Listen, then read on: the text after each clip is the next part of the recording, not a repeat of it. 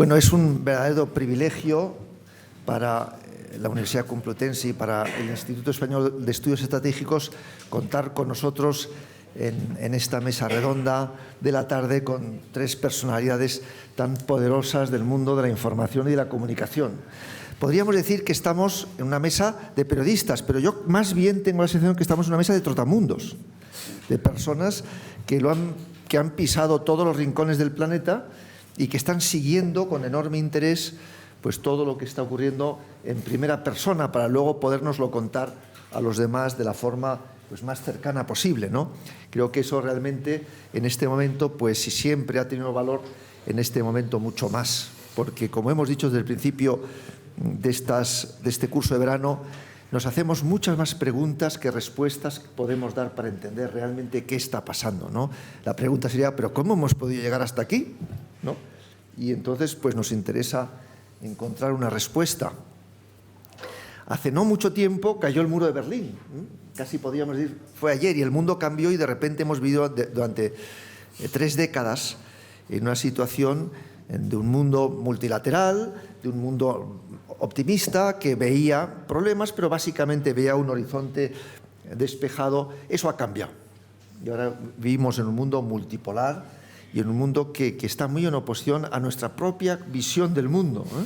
O sea, hay una falta de convergencia entre cómo es el mundo de verdad y cómo nosotros lo interpretamos, ¿no? Esto pues da un valor especial, ¿no? a esta mesa redonda.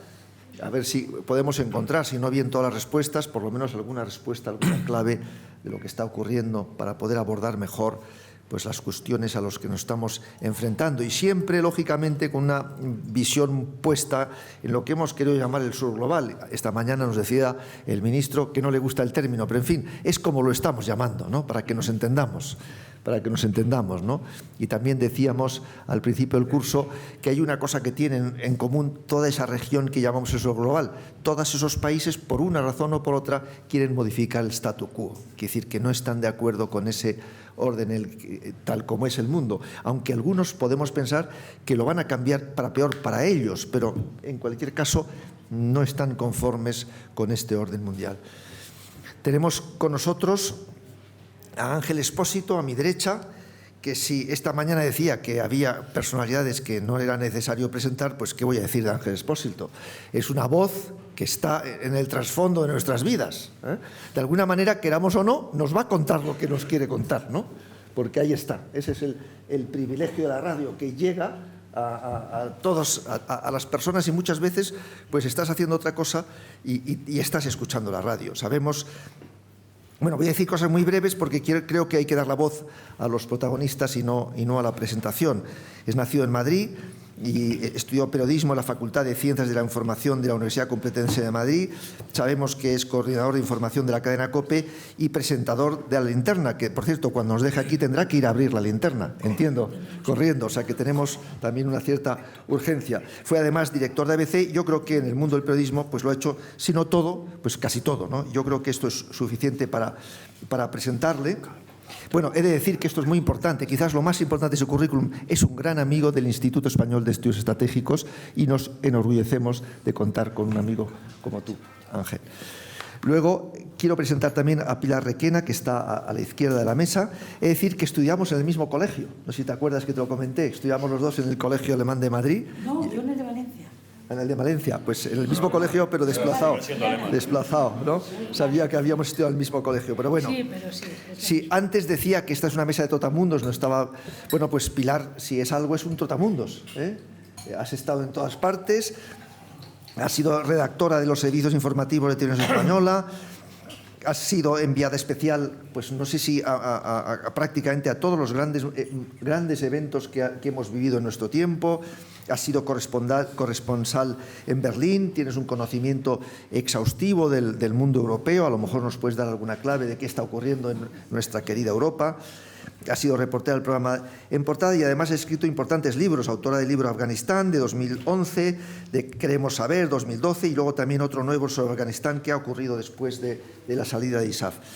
Y por último, Bueno, y he de decir también, que es también muy importante, ha colaborado muchas veces con nosotros en el Instituto Español de Estudios Estratégicos y en concreto en un cuaderno, un panorama estratégico en el que yo hice de coordinador y ella nos hizo un espléndido capítulo, ¿no? Y para acabar, justo a mi izquierda, está Fernando Prieto Arellano, que también es periodista como los demás, pero además es profesor de la universidad y, por tanto, tiene esta doble dimensión de enfoque académico y enfoque práctico, ¿no? Es doctor en Ciencias de la Información por la Universidad Complutense de Madrid, especialista en Seguridad en Oriente Medio y Mediterráneo, profesor asociado de la Universidad Carlos III de Madrid, profesor visitante en el marco del programa Erasmus de Movilidad Docente en la Universidad de Bolonia, periodista de la sección internacional de la agencia EFE, corresponsal de la EFE en Londres y enviado especial también en numerosísimos lugares, más bien enfocados hacia Oriente Medio. Y bueno, todavía no hemos colaborado mucho, aunque has colaborado con el Instituto, pero no hemos tenido un trato personal, pero espero que sea esta la ocasión para empezar una relación de afecto y de cordialidad y amistad. Seguro que sí. Ángel, te cedo la palabra. Muchas gracias. Lo primero que he preguntado cuando llego aquí esta mañana, buenas tardes, ha sido, oye, ¿quiénes son los asistentes? Y algún amigo de aquí me ha dicho, hay de todo, pero te advierto que son de mucho nivel. Por lo tanto, ya me ha dado un poquito de vértigo la cosa, así que nada, encantado, agradecido por la invitación y espero no aburrirles demasiado. A mí me han llamado cosas en la vida, pero lo de poderoso no me lo habían llamado hasta esta tarde y te has pasado como siempre. Yo no voy a tener respuestas. Cuando se planteó la posibilidad de participar en esta mesa y hablar de multipolaridad, lo primero que pensé es, yo he tenido el privilegio en los últimos 3, 4 años de mi vida de viajar por todo el planeta a las fronteras y a los bordes más inverosímiles. Y quiero seguir haciéndolo. Por lo tanto, no tengo respuestas a lo que he visto, solo les voy a contar mis experiencias brevemente en 20 minutos. Les quiero mostrar una foto, una imagen, un pequeño audio de una selección que he hecho, empezando por lo más reciente, el frente este de Europa en Ucrania, sigo por América, sigo por Oriente Medio, me voy a África y todo yo lo quiero hacer con una pregunta común. Intenten mirar a los protagonistas de las fotos, muchas de ellas son selfies, pero intenten mirar a los invitados que tengo en la foto y plantéense una pregunta, que yo es la que me hago siempre cuando voy por ahí y que me carcome durante un montón de tiempo después cuando vuelvo, y es, ¿qué haría yo en su lugar? ¿Qué haría yo en el lugar de toda la gente con nombre propio, con familia, con la misma dignidad, si no más que yo, si estuviera en esas circunstancias?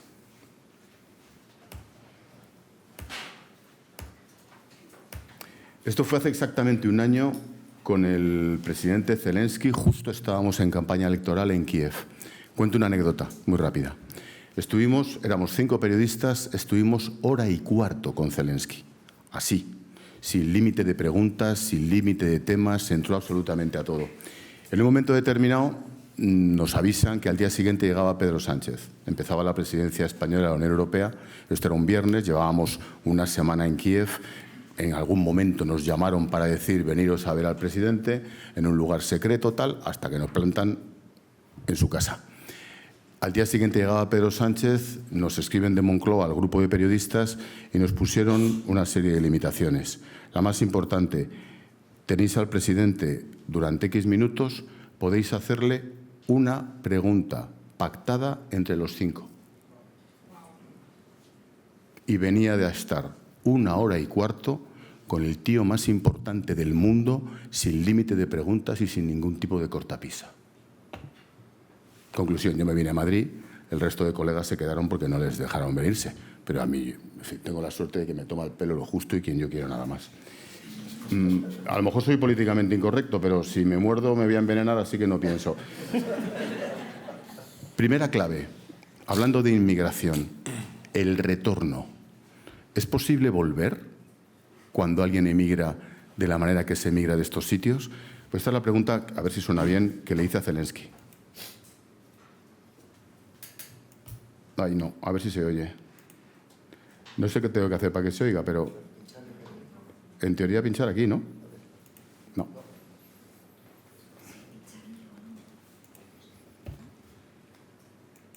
No.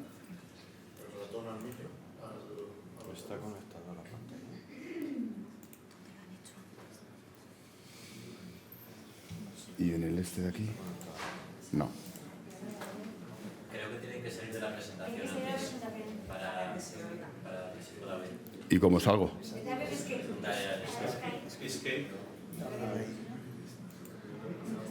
Tienes razón.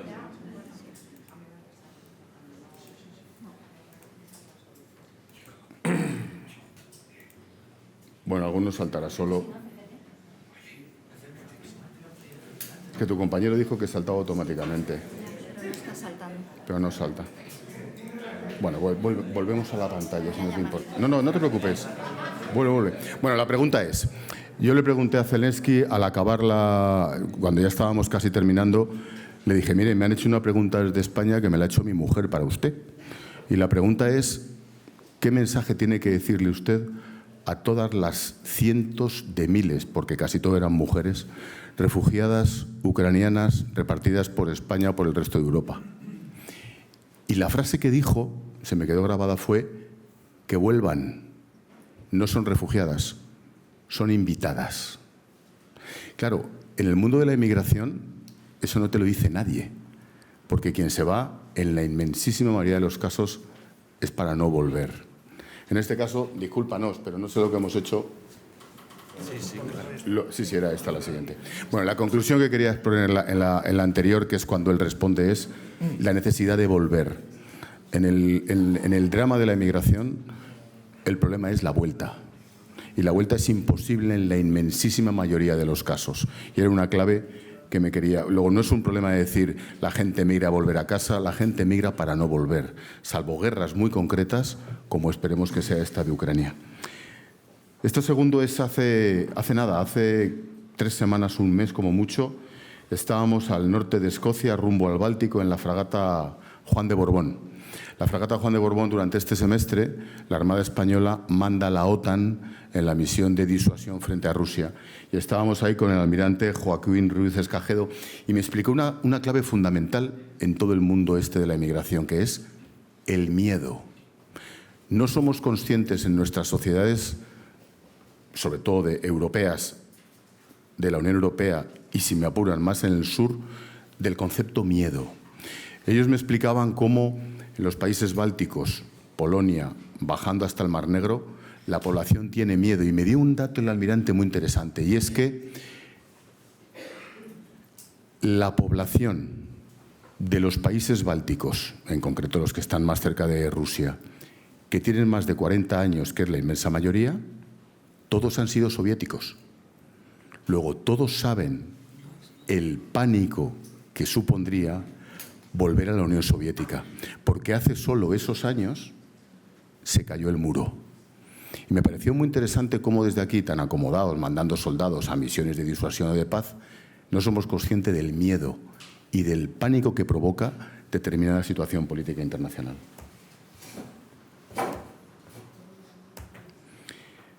Esto fue en una frontera increíble, hace unos meses, en una frontera que forma Rumanía con Moldavia y con Ucrania, la desembocadura del Danubio. El Danubio es un río absolutamente navegable que entra desde el Mar Negro y se te mete hasta el corazón de Europa.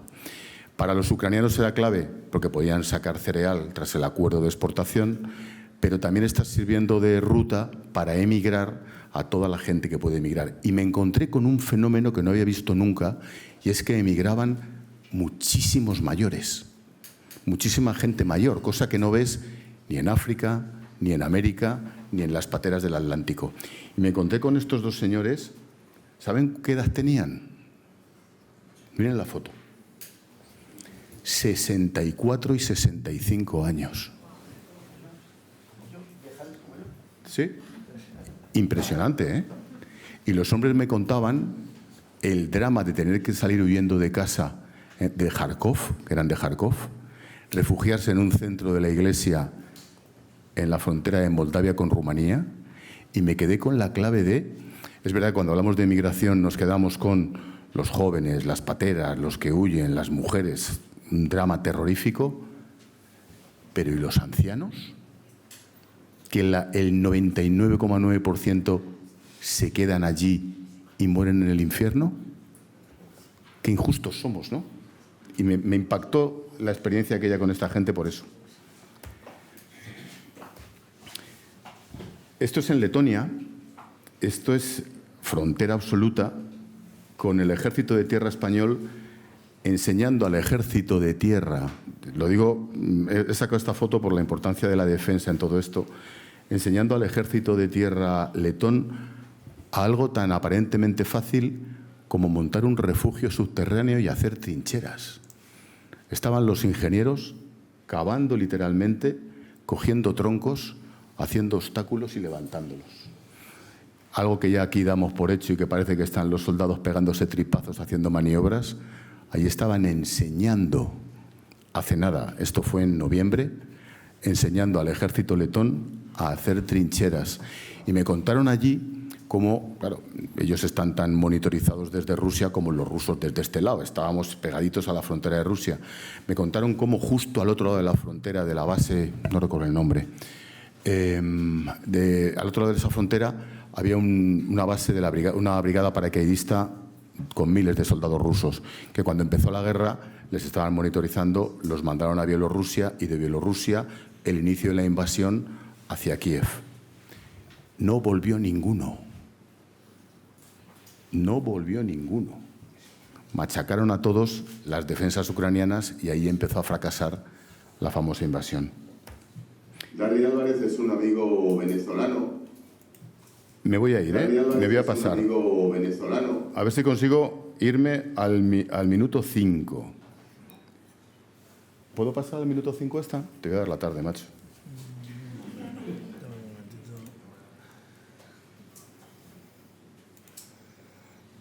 Ahí sí, esta la tengo ya. Esto es la desesperación de la emigración en primera persona. Esto es en Necoclí, Golfo de Urabá. Cruzando el Golfo de Urabá estás en la frontera de Colombia con Panamá. Y ahí empieza la selva del Darién, que es el infierno más absoluto y olvidado en esta parte del mundo. La selva del Darién, mueren miles de personas al día, es donde empiezan a cruzar desde Panamá hacia Centroamérica, México y llegar al río Bravo. Este hombre es venezolano, viene de Perú, ha atravesado de Venezuela, Colombia, Perú, llega otra vez al norte de Colombia y desesperado intenta llegar a Estados Unidos.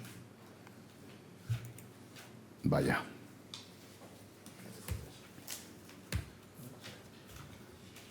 Aquí al minuto 5. Le pregunto por la situación en su país. A lo mejor ahí me vale.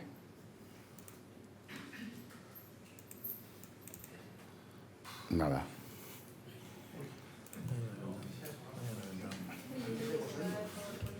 Nada, es igual, pues podemos leer antes.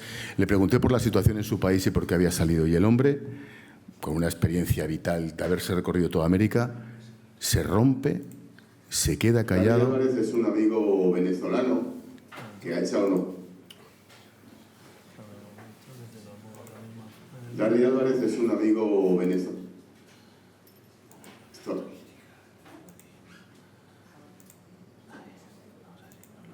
Darry Álvarez no. Es un amigo. Es que no arranca.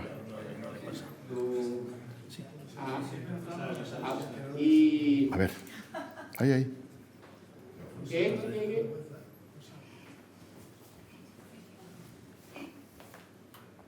Respira tranquilo. Respira fuerte. Y ahora lo haces.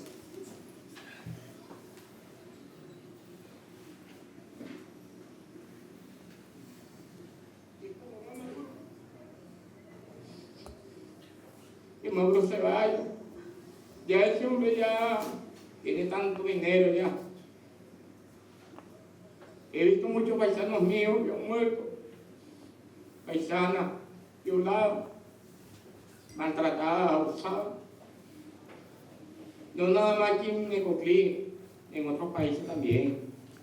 En Perú, la trata de prostitución, niñas venezolanas, mujeres venezolanas.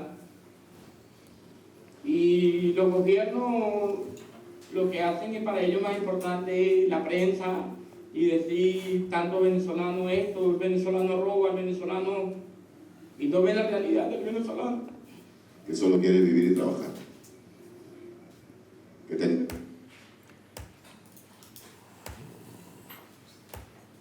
es insoportable.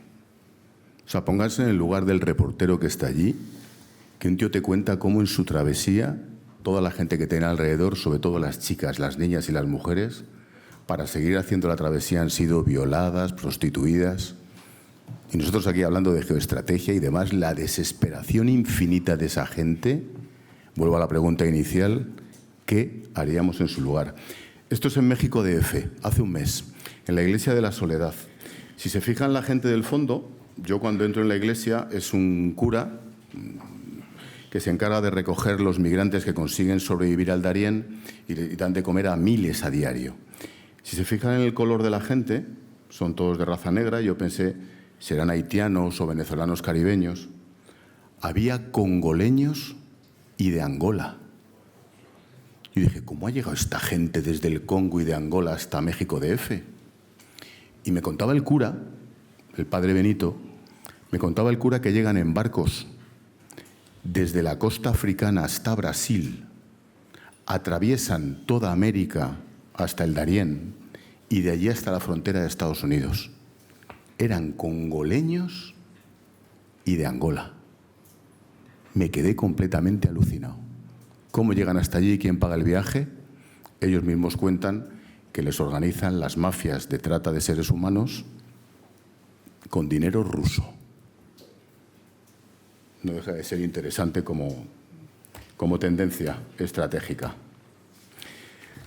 Esto es en la frontera de Río Bravo, ya en suelo de Estados Unidos. Esta mujer me contaba cómo huyó por culpa de las maras y del crimen organizado en El Salvador. Hemos unido el miedo, la política, la desesperación, la guerra, el crimen organizado. Estamos cruzando el puente Simón Bolívar, aquello es Venezuela, vamos dirección Colombia. Esto es infinito, sin parar. Miles y miles de venezolanos, mujeres con niños, cruzando para lo que sea, hacia el resto de América o aquí para intentar comprar algo que allí sencillamente no existe. Medio kilo de arroz, unas aspirinas, lo que sea. Es acojonante. Aquí me pasó una de las experiencias más terribles de mi vida, y es que al acabar el vídeo, una de esas mujeres, creo que aquella de negro que viene de fondo, no quiero decir ni el nombre, se me acerca y me dice: ustedes los españoles, qué bien hablan, qué educados son, por $2 yo le correspondo. Yo no entendí el verbo corresponder, la acepción del verbo corresponder. Nosotros no, para hablar de sexo no hablamos con el verbo corresponder. Me hizo el gesto del sexo oral, $2. Ese fin de semana estaba la ciudad de Cúcuta, eso es entrando en Cúcuta, en Colombia, así, de hombres colombianos de todo el país, esperando el fin de semana que cruzaran las venezolanas a $2 cada mamada. ¿Qué haríamos en su lugar? Insisto. Esta foto me encanta y es que hay un montón de gente que se dedica a hacer cosas increíbles y dirán, ¿por qué están todos de espaldas? Pues porque eran boinas verdes. Entonces, como no sé, esto es en Bagdad. Y como no podían dar la cara, al teniente coronel Maxi Espinar le dije, este es mi equipo, con todos ellos. Le dije, bueno, pues si no pueden dar la cara, que nos den la espalda. Entonces les ordenó media vuelta y se hicieron la foto. La tengo aquí porque estuvimos en Bagdad en los últimos meses ya de la lucha internacional contra el Daesh y me pareció una manera muy bonita de destacar a la gente que hace cosas increíbles. Esto es en Homs, en Siria.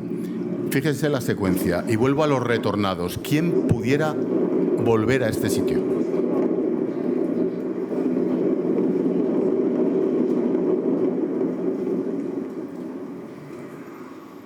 Miren qué detalle.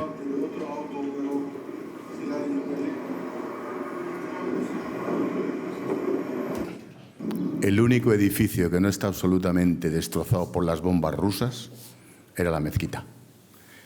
Puede tener cierta lógica, pero ¿quién volvería a cualquiera de esos sitios que hemos visto? El problema de este tipo de guerras, como lo que ahora está pasando en Gaza, es que es imposible volver. La destrucción es de tal nivel que es imposible volver. Pongo Afganistán porque este chico, fíjense, la etnia es muy curioso, es tayiko, son completamente asiáticos. Este chico era afgano.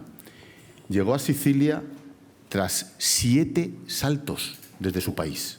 7. Llegó a Irán, llegó a Turquía, le devolvieron los turcos, llegó a Grecia, le devolvieron los griegos. a la 7ª se tiró al Mediterráneo y llegó a Sicilia, y ahora se encarga de intentar recuperar a los emigrantes que llegan por ahí. Esto es en la Operación Sofía, a bordo de un avión donde me explicaron frente a Libia cómo se ve la cara directamente de los migrantes en un barco, en un cayuco. Estamos dentro de un avión, pero a ver si consigo que se vea el detalle.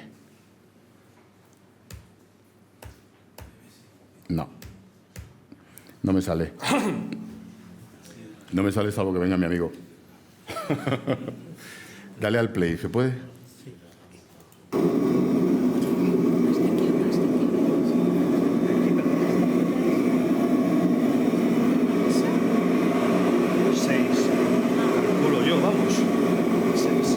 Lo chulo de esa experiencia es que volábamos con la ventanilla abierta.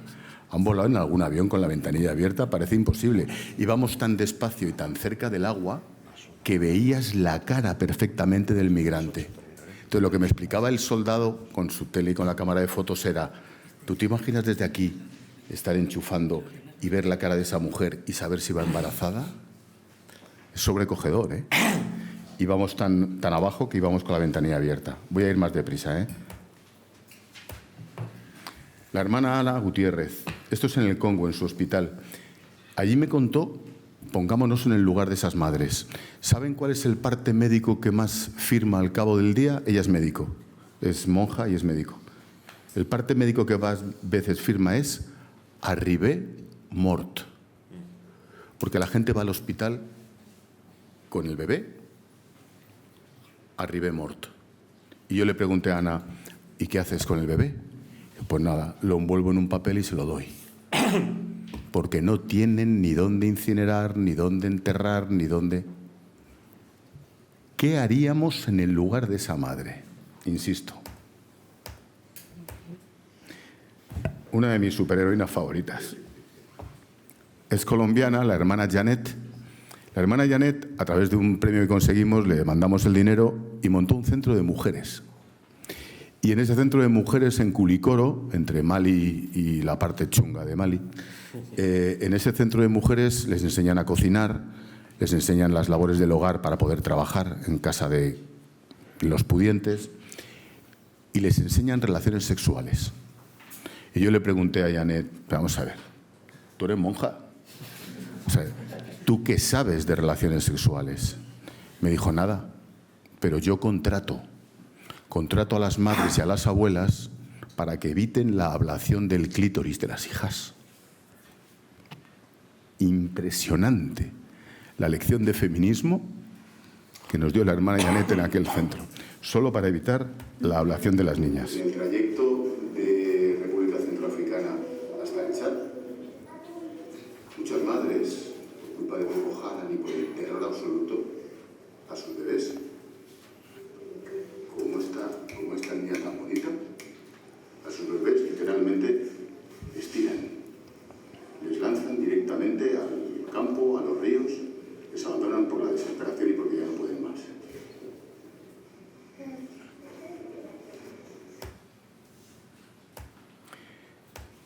Hemos hablado de política, de guerra, de crimen organizado, de mujer y de terrorismo. ¿Se imaginan el miedo y el pavor al terrorismo hasta el punto de que estás huyendo de Boko Haram y tiras a tu hijo en mitad de la sabana o de la selva para que se lo coman los animales porque es mejor a que se lo queden ellos? Eso lo contaba esa gente que estaba en el aula en un colegio en el Chad. La emigración como arma de guerra. Esto es Ceuta, no estamos tan lejos. Esto es la mañana aquella, la madrugada aquella que el rey de Marruecos mandó a miles de niños sobre Ceuta, ¿se acuerdan? Todas esas hormiguitas que se ven ahí es en la frontera, ya en suelo español, que habían llegado nadando, cruzando literalmente hasta aguas españolas. Las devoluciones fueron terribles. Bueno, esto es una vez que me tiraron por un cable al mar. Y ya termino. Únicamente quiero destacar dos cosas, que lo mejor de la inmigración es la mezcla de colores, por eso esa foto de los pies me pareció fantástica, que toda esta cosa no se podría hacer sin el equipo, que voy a contar en un foro militar o de Fuerzas Armadas de lo importante que es el equipo. Y esta última foto, que es muy divertida, la de la derecha, es la labor civil que se puede hacer en los despliegues militares. Este es el cabo Carrasco enseñando a hacer tortilla de patata, por supuesto con cebolla, en una escuela de refugiados en el sur del Líbano, refugiados sirios, en la misión en la base Cervantes. Estaba en una escuela de FP y junto con toda la misión militar, las labores cívicas son absolutamente impresionantes y guardo un recuerdo fantástico de aquello.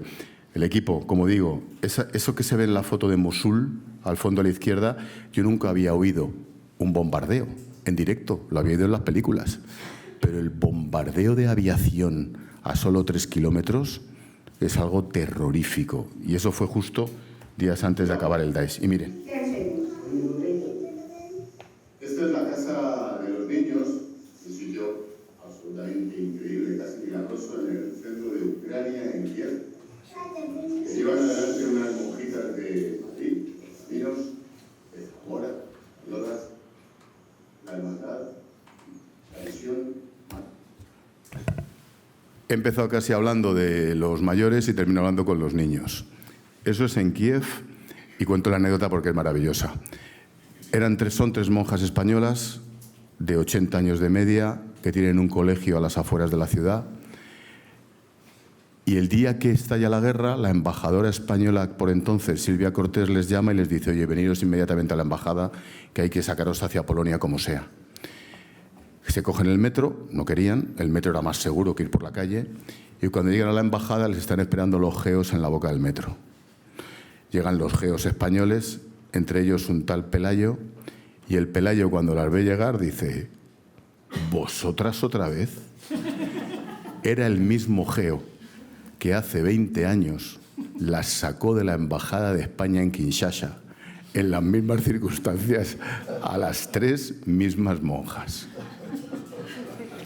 Entre el horror, entre el infierno y entre la guerra, pues siempre te encuentras superhéroes. Y eso quería contar, nada más. Insisto en la pregunta, ¿eh? ¿Qué haríamos en el lugar de toda esta gente?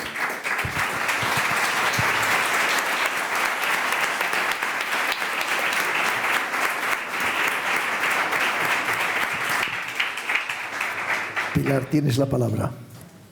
¿Yo? ¿En este? Vale, perdón. Esperad un momentín que me voy a poner el cronómetro, al que luego no le hago mucho caso, pero bueno, así parece que disimulo.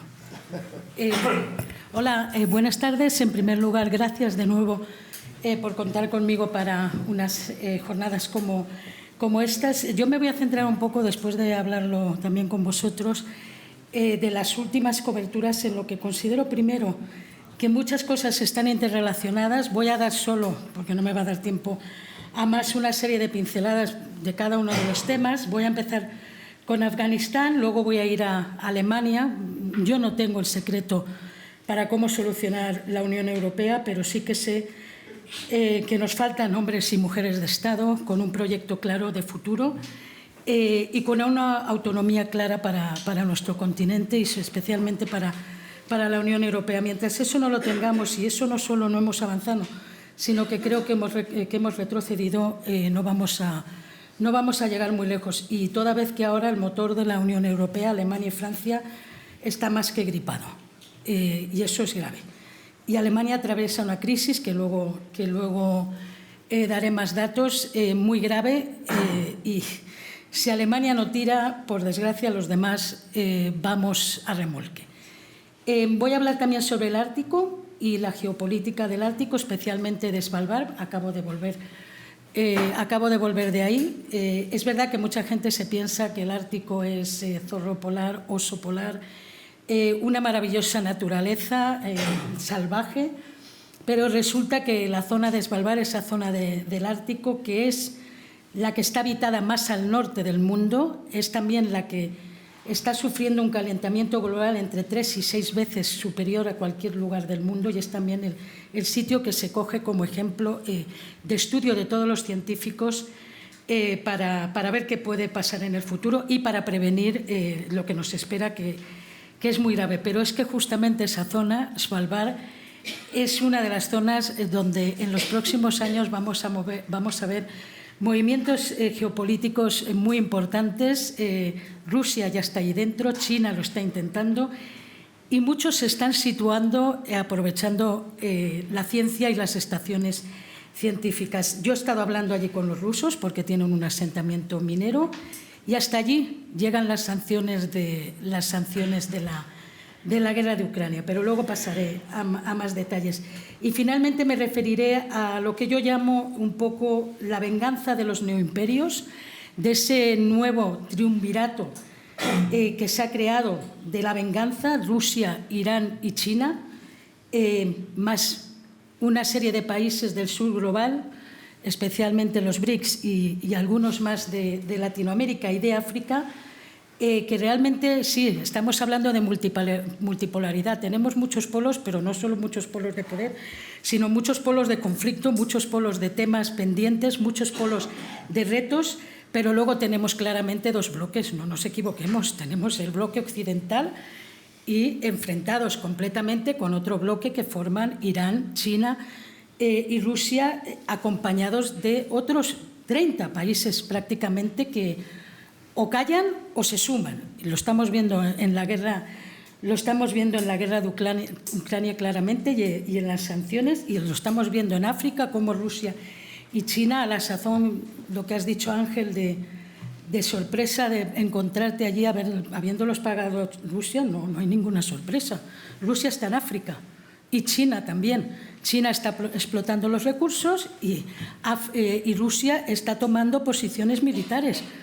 Los franceses se van, entra el eje de la venganza y los demás miramos para otro lado. Luego nos pegamos el susto de que vienen las pateras y decimos, ¿qué está pasando? Pues quizá lo que está pasando es que estamos mirando demasiado hacia otros lados y estamos pendientes de temas y de conflictos que no son los nuestros, que tenemos que estar ahí, pero no son los nuestros. Lo nuestro tiene mucho más que ver con el sur que con muchos otros sitios. Y hemos mirado hacia otro lado, Europa ha mirado hacia otro lado en África y ahora se lava las manos, deja la República Centroafricana, deja el Sahel perdido, deja Mali. ¿Quién lo ha ocupado? Pues muy fácil, los Wagner. El ejército no regular que utiliza Putin para tomar posiciones militares. ¿Qué está haciendo China en África?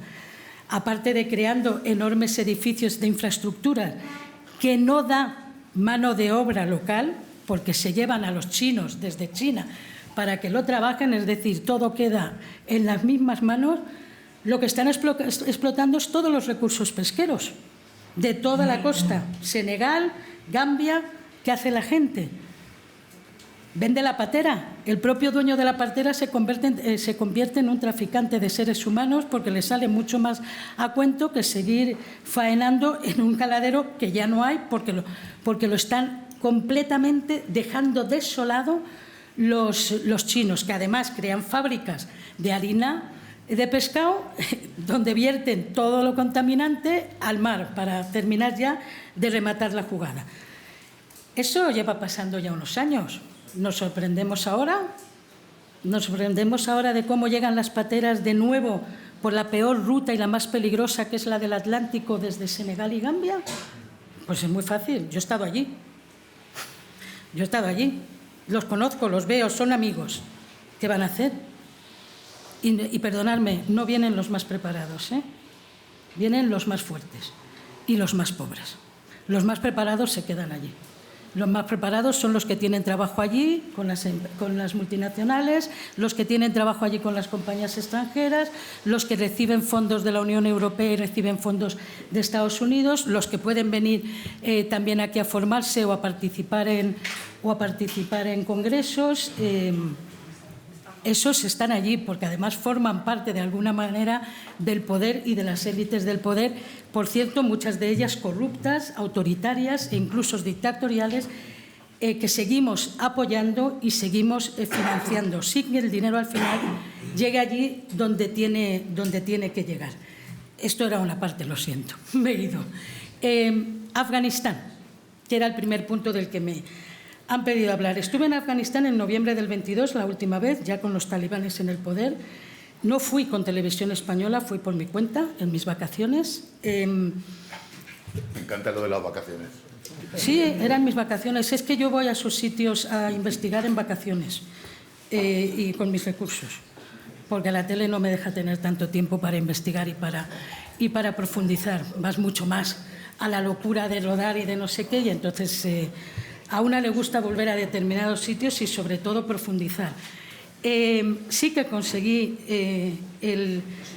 la acreditación de los talibanes, muy a su pesar, que no me la querían dar, pero les dije que no estaba dispuesta a irme, que me había gastado mi dinero de mis ahorros y mis vacaciones y que no me iba. Y que evidentemente no iba a permitir que me tuviesen 3 días en un hotel encerrada, porque para eso no pagaba, y que una periodista, en cuanto salía a la calle, se ponía a observar y no podía evitar ser periodista.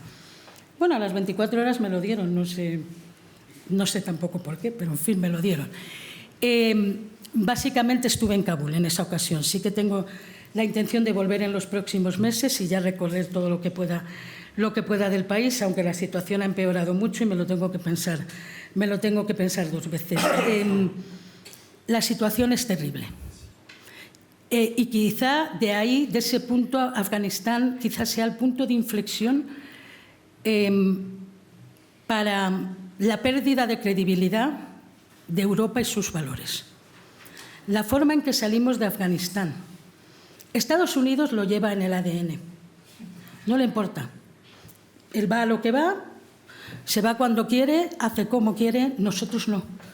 Nosotros llevamos una mochila y la mochila se llama derechos, estado de bienestar, valores, solidaridad, defensa de los derechos de las mujeres.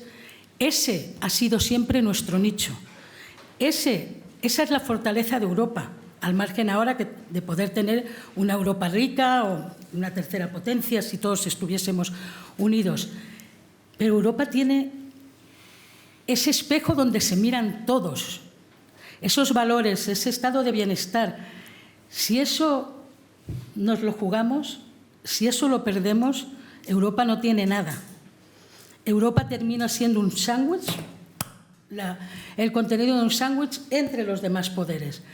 Ese es nuestro nicho, y ese nicho empezó a fallecer con la retirada desastrosa, vergonzosa de Afganistán. Y no solo fue una retirada vergonzosa y cerrar la puerta a toda la esperanza de una generación afgana que había permitido que no hubiese justicia transicional, que gobernasen aquellos los que habían sido criminales de guerra, violadores, etcétera, pero con la esperanza de andar, de empezar a andar, de poner 100 y pico mil muertos sobre la mesa. Afganos, no los nuestros, nosotros fuimos menos.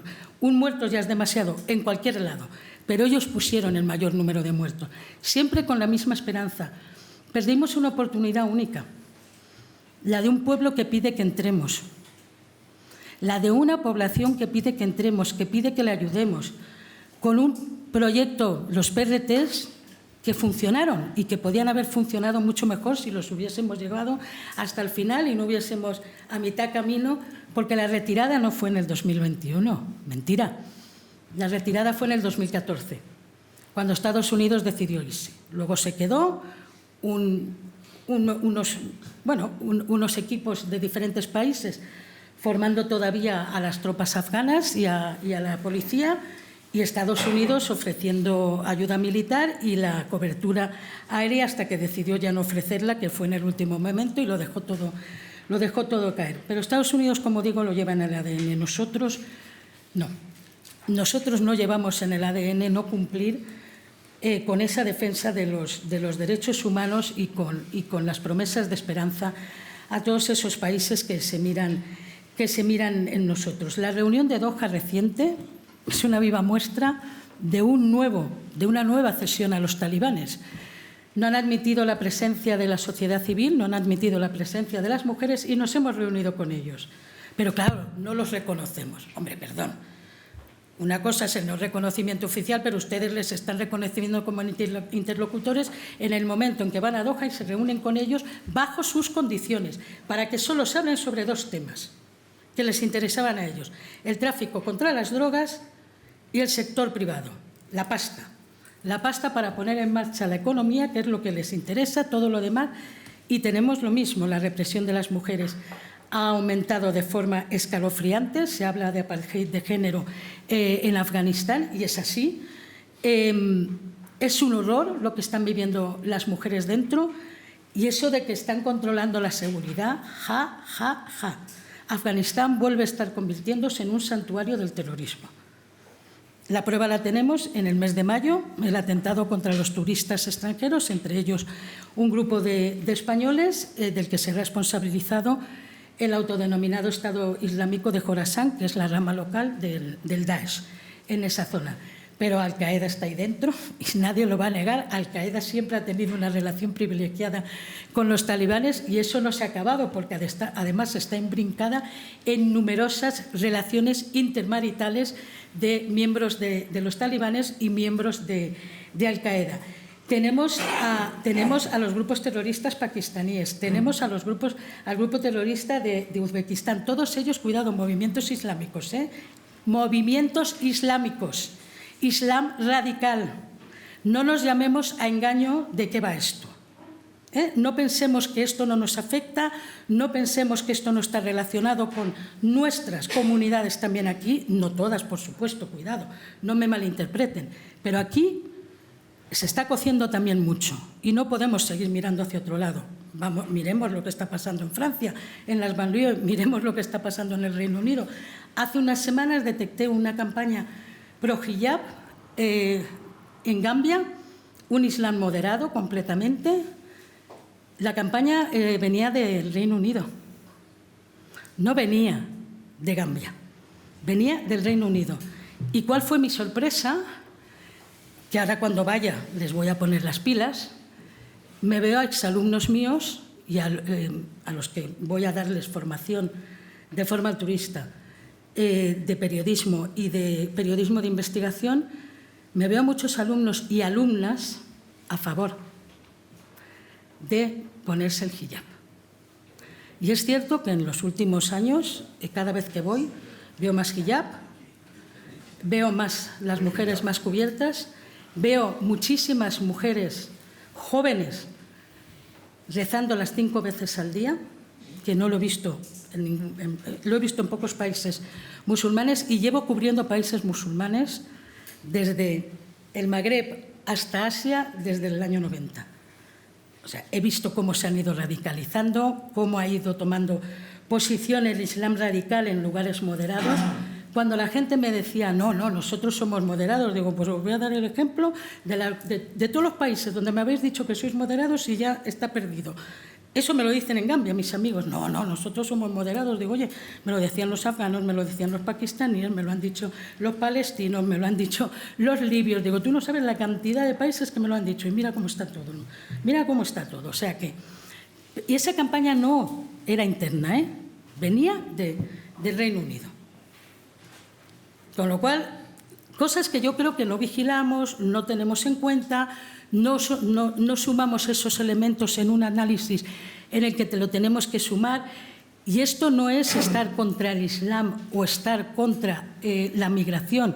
Esto es tener que hablar y poner esos temas sobre la mesa y tienen que hacerlo los partidos políticos establecidos. Porque lo que no se puede dejar esto en manos es de los extremismos, de derechas o de los que sea, que lo que dan es soluciones fáciles a problemas complejos, que es no dar soluciones realmente.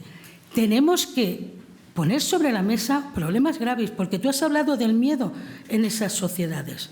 Yo te hablo del miedo en nuestras sociedades. Nosotros vivimos en una urna de cristal. Tú vete a determinados barrios ya en nuestras zonas. Y además muchas veces no es ni siquiera lo que ves, sino lo que percibes. De lo que oyes, de lo que lees, de las mentiras, de las fake news, me da igual. Pero se crea una sensación de miedo. Y ese miedo es humano, nos guste o no. Y muchas veces es irracional. Y te lleva, como protesta, a votar lo que más enfada y cabrea a los poderes establecidos, que no toman medidas, y no solo no toman medidas, sino que no hablan de cómo superar esos miedos. Y lo dejas en manos, y así nos está pasando. La extrema derecha no está subiendo porque haya una ideología de extrema derecha superior a un 10%, 12%, que es lo que siempre se ha calculado históricamente en Alemania, en Francia. No, no, crece porque la gente tiene miedo y se creen esos discursos vacíos, pero que le llegan y que les hacen tener menos miedo, aunque luego se den cuenta de que han cometido un error. Pero el mal ya está hecho, ya han votado lo que han votado y tenemos que gestionar luego ese horror o ver qué hacemos con eso. Porque es una dejación de los partidos mayoritarios, de los partidos clásicos y de los partidos establecidos. No puedes no hablar de determinados temas y de ver, y conjuntamente en toda Europa, porque esto no es un país ni otro, estamos todos en el mismo barco, y hablar conjuntamente a calzón quitado sobre temas que realmente, vamos a ver, hay un 22% de población alemana para la que, y es el máximo, para la que el problema es la migración y el Islam. Hace 10 años no era un problema. Y no creo tampoco que las cosas se les haya ido de madre a los alemanes, se les ha ido de madre más la parte económica y la parte de que no funciona el tripartito, que el tema de la migración, que yo creo que es verdad que hay problemas, y hay problemas de falta de integración en determinados sitios, pero es verdad que a grandes rasgos se puede decir que la asimilación, bueno, la integración del más de millón de refugiados que llegaron en el 2015 más o menos ha funcionado. Pero la percepción, estamos en las percepciones de la gente, en el miedo. Tú no puedes dejar de tener ese factor fundamental en cualquier análisis que hagas de la situación y en el establecimiento de soluciones para esos problemas. Y lo mismo te pasa en todo lo que sucede en el mundo. Tú no puedes seguir en Afganistán dejando que los talibanes campen a su arbitrio, que al final terminen siendo de alguna manera reconocidos porque permites que en Doha hagan lo que les dé la gana. Que obvies que realmente se está volviendo a convertir en un santuario, que la seguridad es para ellos, pero no para los demás que se muevan en Afganistán. Y sobre todo, que le has fallado a la población afgana. Y eso, en el nicho de la Unión Europea, es muy grave. Y luego le estamos fallando a los refugiados afganos en nuestros países. Les hemos dejado a su suerte. Y son nada, son unos cuantos miles en total en toda Europa. No estamos hablando de unas cuantas decenas de miles. No tenemos más refugiados afganos de los que trajimos, porque, por cierto, trabajaron para la comunidad internacional, se jugaron la vida y protegieron las nuestras. Cuidado, protegieron las nuestras, porque si no, no hubiésemos podido estar allí el tiempo que estuvimos y muchos hubiésemos probablemente pagado caro el movernos por determinados sitios si no hubiésemos tenido gente afgana de confianza que estaba dispuesta incluso a dar la vida por nosotros. Y los hemos dejado abandonados, muchos ni los hemos sacado todavía de Afganistán o están perdidos de la mano de Dios en Irán y en Pakistán esperando a ver si les llega un visado que les salve la vida para no tener que volver a Afganistán, pero es que sobre todo aquí han pasado el par de años en los que tienen ayuda y se acabó. Ahora que se busquen la vida. Y por supuesto con la sensación de que son refugiados de segunda clase porque nos hemos volcado en los miles y miles de ucranianos que han llegado. Que llegaban, lo siento mucho, en mejores condiciones económicas también y, por supuesto, sin haber tenido que pasar por todo el horror que tuvieron que pasar ellos en esa evacuación. Respecto a Alemania. Alemania, como he dicho, atraviesa un momento clave. Yo creo que desde que llevo cubriendo Alemania, desde el año 90, desde el momento de la caída del muro y la unificación, yo creo que es el momento más clave que he visto y más duro. Porque es verdad que viví la crisis de principios de siglo, viví también la del 2008, la Agenda 2010, que fue muy dura, la de las reformas, pero es que ahora todo falla. En aquellos momentos siempre había como una salida, la Agenda del 2010. Vale, no gustaba, pero funcionó. Después llegó Merkel. Después de que los rojiverdes, hiciesen también su papel, demostraron ser Los Verdes, un partido de Estado, lo cual era importante también para Alemania, pero sobre todo eran coaliciones que daban estabilidad y seguridad a los alemanes. Y eso es fundamental en Alemania. En Alemania, la estabilidad y la seguridad, esa percepción de seguridad y estabilidad, la tiene que dar el Estado representado en el gobierno. Merkel, con sus pros y sus contras a lo largo de todas las coaliciones de un tipo o de otro que dirigió, funcionaron, ya digo, con sus más, sus menos, con sus fallos, con sus errores, pero daba esa estabilidad y esa seguridad que buscaban los alemanes. Respecto a Europa lo tenían también muy claro, y luego tenía el poli bueno, poli malo, Schäuble, que en paz, que ha muerto recientemente, que no era antieuropeo y no era antieuro. Cuidado, Schäuble fue una de las cabezas pensantes y una de las cabezas creadoras del euro. No se va a cargar su propia criatura. Lo que pasa es que, bueno, Alemania, la inflación, el control de las deudas y todo eso es su ADN. Y por mucho que les digas relajaros un poco, que eso ya pasó, no se relajan un nada. Son así, pero luego siempre han ido cediendo. O sea, ellos siempre, nunca, la criatura Unión Europea no se la van a cargar los alemanes, ni los franceses tampoco. El problema es que es un motor que está gripado, que por desgracia está gripado en estos momentos. Ya no es que esté renqueante, es que ha gripado. Mirad cómo tenemos la situación, vamos a ver qué pasa el domingo en Francia. Puede ser que el cordón sanitario funcione, ojalá, pero aunque funcione no es la solución.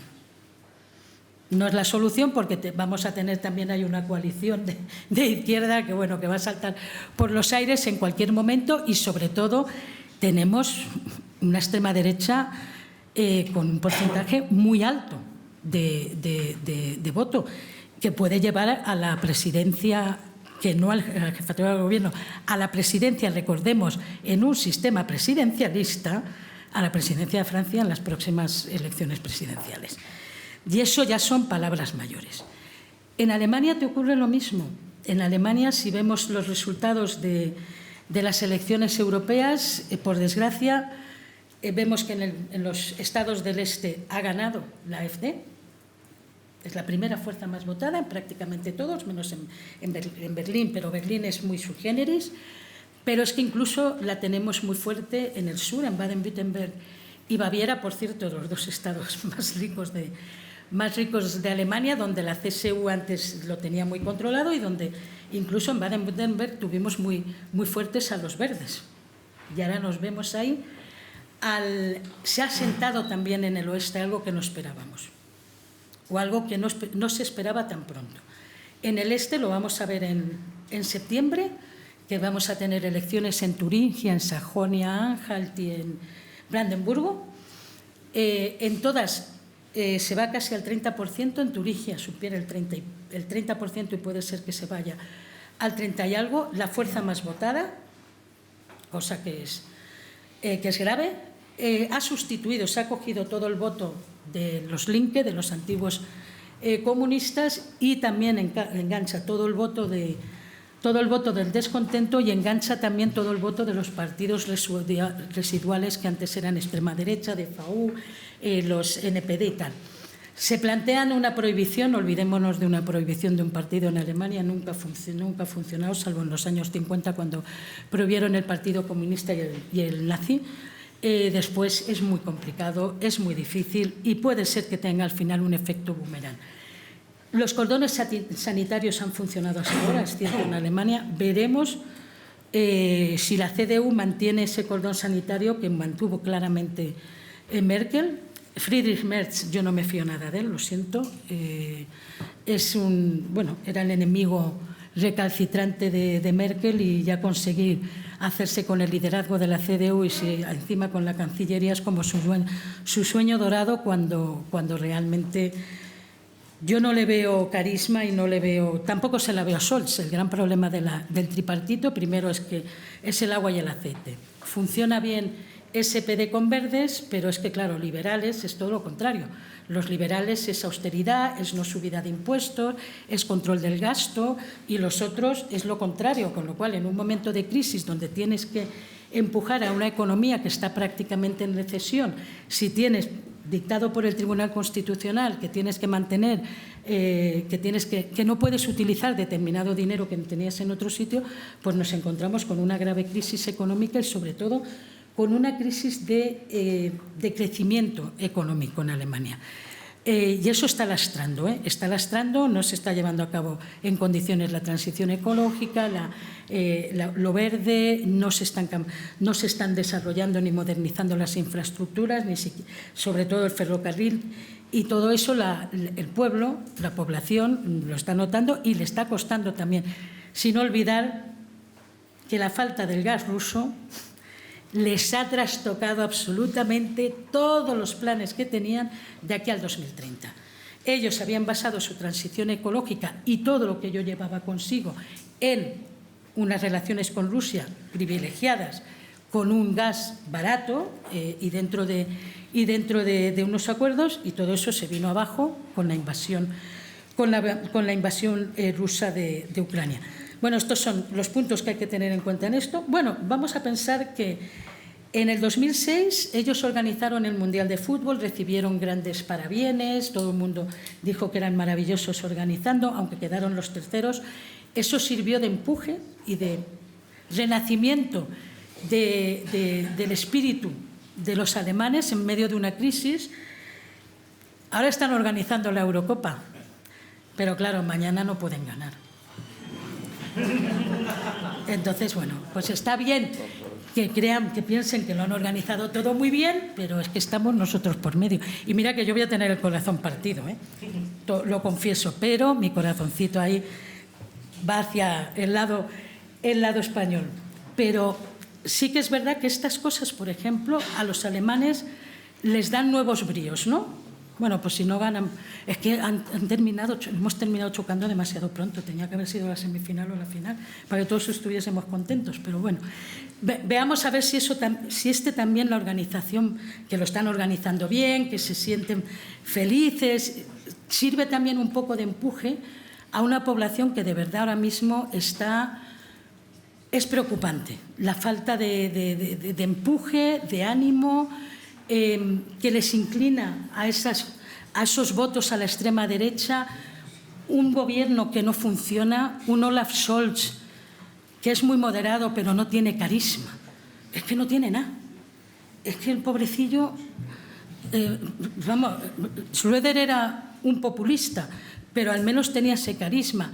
Merkel no tenía el carisma de Schröder, pero daba una sensación de seguridad y de estabilidad y que arrasaba con todo, o sea, porque lo tenía todo muy claro. Olaf Scholz ni lo uno ni lo otro, y encima con el enemigo en casa, lo cual es preocupante. Bueno, el Ártico y la geopolítica, lo que decía que nos va a llevar en el futuro a problemas, y ya se puede ver en Svalbard. Por cierto, Svalbard se rige por el Tratado de Svalbard de hace un siglo, de 1920, en el que la soberanía de ese archipiélago es Noruega y las normas son noruegas, pero los recursos naturales los puede explotar todo signatario, en las mismas condiciones, todo signatario de ese acuerdo. Nosotros también estamos, hay 46 países signatarios. Ahora el debate que está empezando, y ya os podéis imaginar quién está provocando ese debate de cara al futuro. Lo que viene es la discusión de las aguas, pues está claro que el continente, lo que es la tierra está muy claro, pero la parte de las aguas, que tienen sus recursos minerales y además los pesqueros, cuando el deshielo sea evidente, con todas las consecuencias que va a tener, pero una de las consecuencias van a ser nuevas rutas marítimas y nuevas posibilidades de explotación de recursos naturales. Ahí están empezando a poner en duda y está empezando a haber un debate muy, muy importante sobre las aguas. Si son de verdad todas de soberanía noruega o hasta dónde llega la soberanía noruega. Y luego se está viendo también un posicionamiento de los diferentes países. Rusia está dentro desde los finales de los años 20 del siglo pasado, porque adquirió una propiedad minera de los neerlandeses. La vendieron y Rusia se hizo con 3 asentamientos, uno que es el de Barentsburg, que sigue funcionando, por cierto, te reciben con una bandera rusa, y una roja con la hoz y el martillo. Presidido por una estatua de Lenin, y vuelves a otro mundo. Tengo que decir que a pesar de que yo pensaba que no me iban a recibir muy bien, se portaron estupendamente. Es verdad que también querían también vender su historia, pero es verdad que me abrieron todo. Por cierto, tienen un cónsul. El consulado más al norte de una zona habitada de la Tierra, para 400 personas. Bueno, cada uno que se imagine lo que hace el cónsul realmente. Siempre ha habido unas relaciones muy estrechas entre los asentamientos rusos. Solo está funcionando uno, que todavía funciona la mina.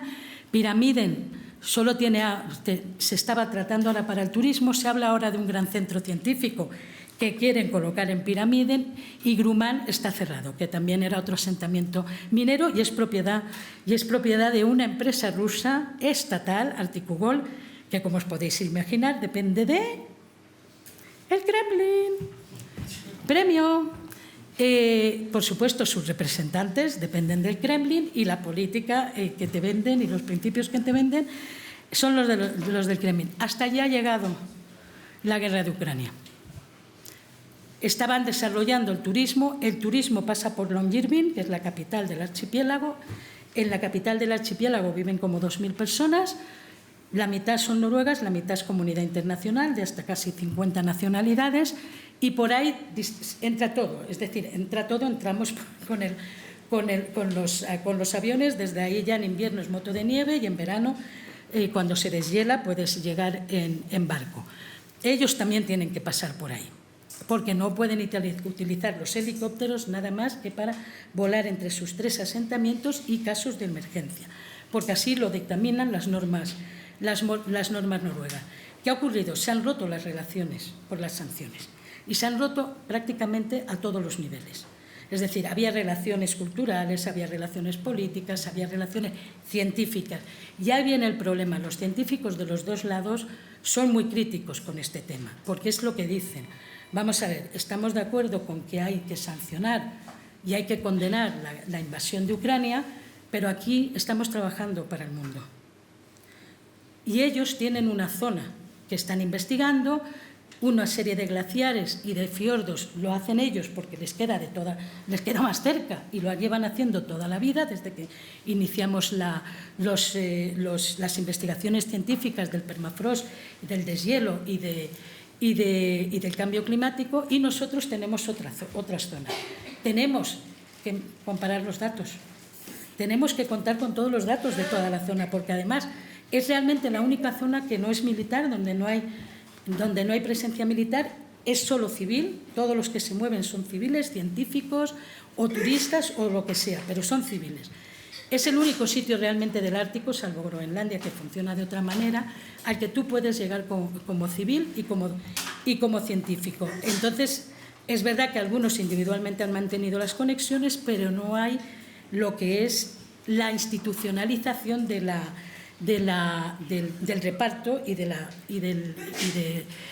de coordinar los datos. Y es lo que dicen, 1 año, 2 años podemos aguantar, pero esto, si sigue así, vamos a tener datos parciales, no vamos a tener datos totales que podamos seguir. Y nosotros aquí no trabajamos para nadie, trabajamos para la humanidad, porque estamos reflejando todos los datos que nos ayudan a ver qué va a pasar si aquí estamos al límite de todo lo que está pasando. Ya podemos, desde aquí es cuando advertimos, los mares van a crecer tanto, van a desaparecer determinadas islas, cuidado con las avalanchas, cuidado con tal. Luego viene la parte de la geopolítica, que es la que hemos dicho, nuevas rutas marítimas y recursos naturales. Como os digo, Rusia ya está asentada. Hay países de nuestro entorno que se están asentando para lo que pueda venir a través de estaciones científicas, y China ha intentado comprar una propiedad privada que estaba a la venta, que hace 2 días bloqueó definitivamente Noruega. Dijo, esto no lo compra China ni para atrás. Se bloquea esta venta porque además parece ser que detrás de esa propiedad conjunta de esa zona parece ser que hay alguien de origen ruso. con lo cual ya podemos imaginarnos cuál era el juego, ¿no? Yo también me sitúo y ya tenemos situado ahí también a una parte del nuevo eje de los neoimperios. Todos están tomando posiciones de cara al futuro. Yo creo que es una zona, una región que no debemos perder de vista, porque en cualquier momento puede saltar por los aires. Noruega es verdad que ha conseguido durante todo este siglo mantenerlo estable y seguro, pero le puede saltar en cualquier momento por cualquier lado, porque, como os digo, están las fuerzas ahí, los poderes situándose de cara al futuro. Y para terminar, destacar ese nuevo eje que lo estamos viendo actuar. Estamos viendo que cada uno de las potencias de esos neoimperios de la venganza, que me lo llamo yo así porque se me ha ocurrido llamarlos así, si lo vemos, están situados en 3 zonas. Claramente, Irán para Oriente Medio, Rusia para la zona de Europa y de Surasia realmente, y para Asia tenemos claramente a China. Están ganando una serie de aliados, los BRICS, los BRICS están ahí, pero también vemos del sur global, tanto de África como de Latinoamérica, países que se están sumando. La mayoría de ellos son regímenes autoritarios y muchos de ellos están sometidos a sanciones internacionales. Pero eso no deja de ser una anécdota cuando vemos que estos tres países son 3 potencias. Neoimperios que además vienen de un pasado, y ahí volvemos a las percepciones otra vez, que parece que siempre nos olvidamos de ellas en los análisis, de un pasado de humillación por parte de Occidente. Y por eso digo de la venganza. Ellos ahora lo que quieren es aislar a Occidente, enfrentarse con Occidente para devolver, pues bueno, recordemos, Rusia, la caída de la Unión Soviética y la humillación de los años 90, que es una realidad, nos guste o no, es una realidad. Y debemos contar con ello en la percepción, ya no solo de sus dirigentes, en la percepción de la propia población rusa. Cuando llega Putin en el año 2000 y le votan de forma masiva, es porque devuelve el orgullo nacional a una población que tiene en su mente la idea de imperio. Porque en realidad el único imperio que no tiene idea de imperio somos nosotros. Nosotros, que nos da igual que vamos, que venimos. Pero todos los demás, el Brexit. ¿Qué fue el Brexit? Al final, el resultado de la percepción de una parte de británicos que querían ese espíritu del imperio, de yo no quiero que maneje mis cosas Europa y yo le pago mucho a Europa, y tú ibas con los datos y les decías que no pagas tanto como dices, que es mentira, que sacas más de lo que pagas. ¿Y qué imperio dices? Y Westminster decide cosas. Y encima tienes un montón de lockouts. ¿Pero de qué me estás hablando, niño? Vais a cometer un error. Y lo cometieron. O sea, si es que tenías mujeres contra el Brexit cuyo mayor problema era que es que no querían impuestos sobre los Tampax. Y yo miraba así y decía, es que los Tampax tienen impuestos y se pueden quitar.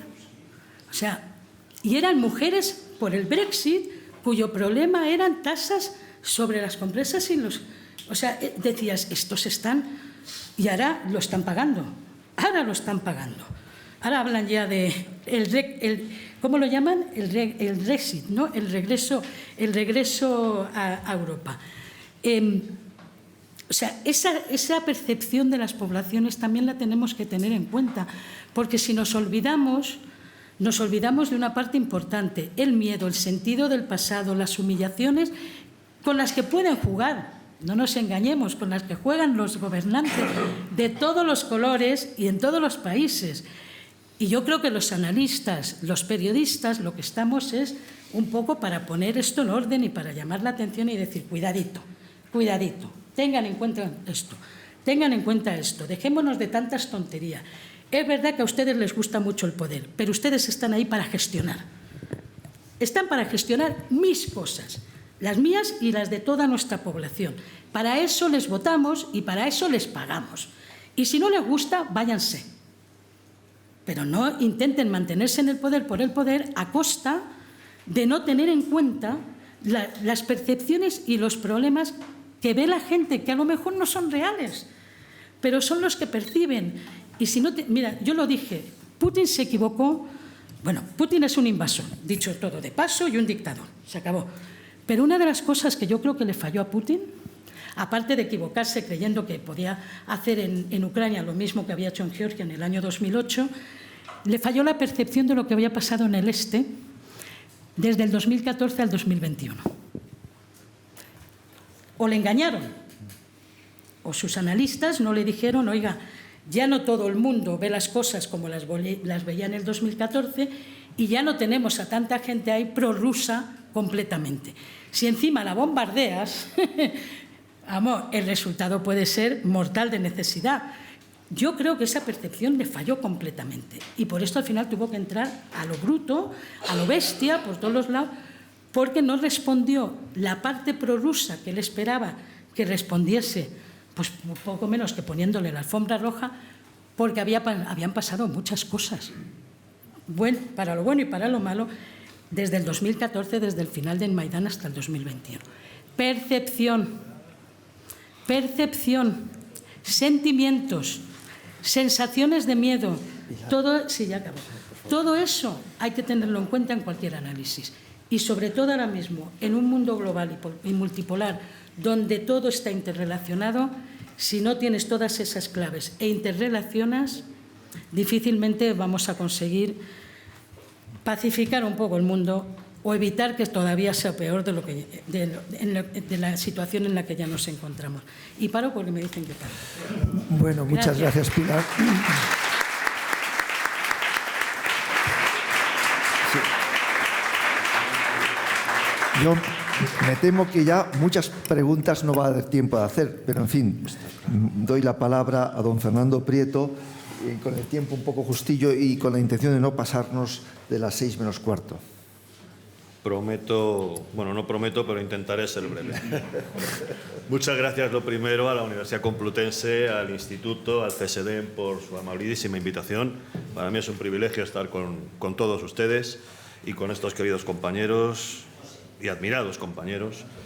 Y bueno, pues la verdad es que me alegro de ser el último por una razón, porque como se suele decir, me la han dejado votando. O sea, yo tenía mucho miedo de ser el primero, porque digo, voy a meterles un rollo que a lo mejor me paso de aburrido, y la verdad es que las buenísimas intervenciones de mis compañeros han permitido que yo ahora pueda suavizar bastante, no rebajar, pero sí suavizar bastante el contenido o el tono de mi intervención, que espero que por lo menos no sea aburrida y sí sea lo que ellos mismos han planteado antes, una suma de preguntas, porque realmente los periodistas no tenemos respuesta, lo que tenemos es preguntas, y nosotros tres somos periodistas y creo que nosotros no damos respuestas. O sea, cuando nosotros nos preguntan algo, lo que hacemos es responder de un modo muy galaico, con una pregunta, porque francamente yo respuestas no tengo, hago reflexiones, o me las hago a mí mismo.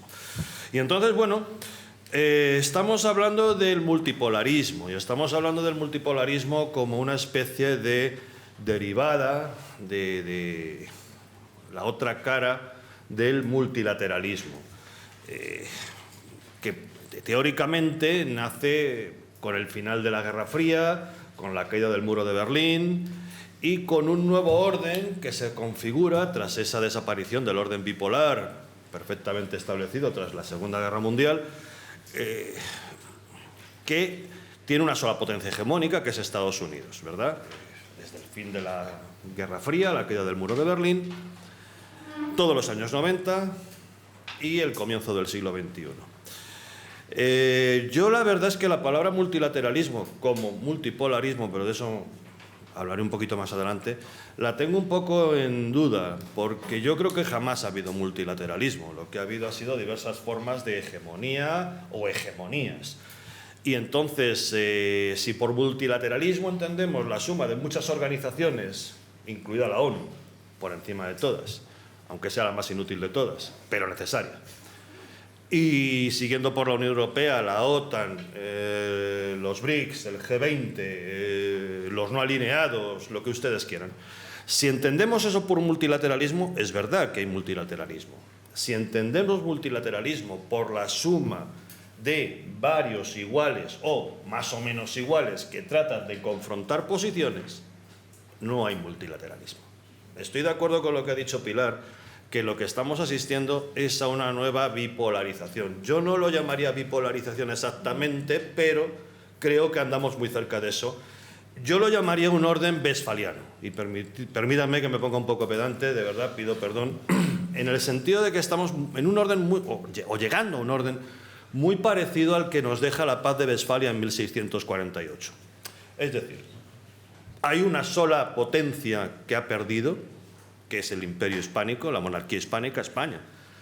Emergen una serie de grandes países potentes, fuertes, quizá entre los que el primus inter pares es Francia, pero que no es lo suficientemente potente y poderoso como para dominar al resto, se miran todos de reojo, y bueno, surgen a raíz de eso una serie de alianzas, de circunstancias muchas veces, que determinan un orden internacional que prácticamente va a durar con altibajos, con fisuras, con modificaciones hasta la Primera y casi hasta la Segunda Guerra Mundial, ¿de acuerdo?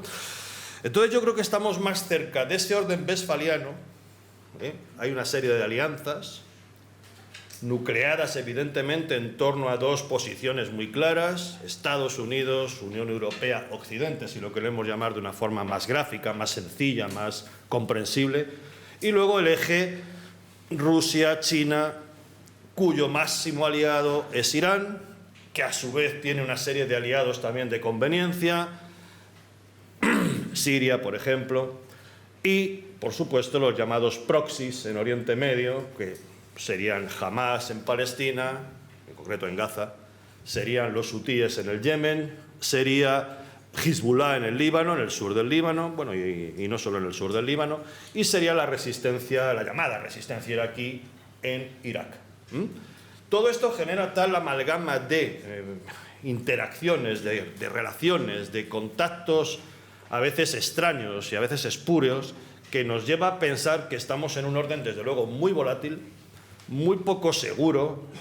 Si es que, a ver, el orden de la Guerra Fría era un orden basado en la estrategia del terror, la disuasión por el terror, el miedo a que alguien apretara el botón nuclear y saliéramos todos volando, o no saliéramos siquiera. Pero es que ahora el miedo es mucho más tangible, mucho más concreto, mucho más preciso, y encima no sabemos dónde está el comienzo del peligro. Sabemos que hay muchos factores de peligro, sabemos que hay muchos factores de riesgo, sabemos que la guerra de Ucrania, desde luego, es la gran implosión de esa, bueno, supuesta multipolarización, ¿verdad? Pero no es el único factor. Yo creo, por ejemplo, que el sistema de alianza acuñado por Estados Unidos o por Occidente, si lo queremos llamar de una forma más amplia, y que tiene su máxima expresión, digamos, formal en la Unión Europea y en la OTAN, es un sistema, obviamente, porque lo forman democracias, que tienen sus normas y que tienen ante todo el respeto al otro y el diálogo y la comunicación como elemento de referencia, aparte de la seguridad, por supuesto, en el caso de la OTAN. Es un sistema muy rígido, precisamente por eso, porque es un sistema en el que hay un intercambio, una interacción entre unos y otros, aunque evidentemente en la OTAN el que manda es Estados Unidos, pero no es el único que manda. Evidentemente es el que más aporta, el que más condiciona, el que más influye. Ese sí que es un primus inter pares, pero es un primus inter pares. Por supuesto, hay una serie de normas, tanto escritas como no escritas en el seno de la OTAN, que te indican que lo que diga Estados Unidos va a misa, ya lo sabemos. Como en la Unión Europea hay una serie de normas escritas y no escritas que te dicen que lo que dice Alemania también va a misa, pero no siempre es así o no siempre es tan fácil, ¿de acuerdo? Y desde luego, como contaba Pilar antes, ahora todavía mucho menos. Entonces, claro, en el otro polo, en el polo, digamos, articulado por Irán, por Rusia, por China, el sistema de alianzas es mucho más flexible, aunque parezca paradójico porque son regímenes autoritarios. Yo me niego a llamar a Rusia democracia, se pongan como se pongan, me niego a llamarla democracia. O sea, imposible. Pero el sistema de alianzas es mucho más flexible precisamente por eso, porque se alían con regímenes que son igualmente autoritarios. Es decir, la cúpula de poder hace y deshace a su antojo ese sistema de alianzas y mantiene un esquema de conveniencia que puede favorecer perfectamente ese polo de los que estábamos hablando antes, ¿no? Bien, es verdad que se forman unas alianzas muy pintorescas o muy sui generis o muy, en fin, curiosas. Los BRICS, por ejemplo. Brasil, Rusia, India, China, Sudáfrica y una serie de países que se han unido también en los últimos tiempos. Etiopía, Argentina, Emiratos, Arabia Saudí e Irán y Egipto, gracias. No tienen que ver entre ellos nada. Pero todos se unen y forman una alianza potentísima que nos va a dar tardes de gloria. Ya nos las estaban dando los BRICS 5. Los BRICS ampliados nos van a dar muchas más tardes de gloria. ¿Por qué? Pues mirad. Por ejemplo, en el caso de la guerra de Ucrania. Guerra que lleva 2 años, que está costando, por supuesto, lo primero, una barbaridad en pérdidas humanas, que es lo primero que tenemos todos que lamentar y que pensar siempre, y Ángel Castado lo sabe bien. Y lo segundo, una millonada o billonada con B en gasto militar, en sanciones y en repercusiones de todo eso. Las sanciones, que estaban muy bien inicialmente, las sanciones contra Rusia, al final, y esto es una cosa de primero de economía, o de primero de sancionador. Si tú sancionas sine die, el sancionado desarrolla anticuerpos para combatir esas sanciones, para contrarrestarlas. ¿De acuerdo?